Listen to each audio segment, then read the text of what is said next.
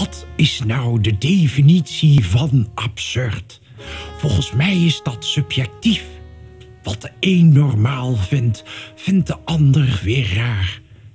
Ik heb me altijd afgevraagd of ik de gekke man ben in de normale wereld of andersom. Ik krijg vaak van mijn sociale omgeving de bevestiging dat ik de tweede ben, als ik naakt door Amsterdam fiets om mensen bewust te maken van zeehondjes die doodgeknuppeld worden op de Noordpool. Er zijn genoeg dingen die ik niet snap. Mijn zus die te veel praat, Greta Thunberg, smakkende mensen, Regilio Tuur die besluit Engels te praten, activisten, woke en cancel culture, verliefde koppels op Instagram, racisten met Alzheimer of mijn psycholoog die zegt dat ik me verstop achter een typetje.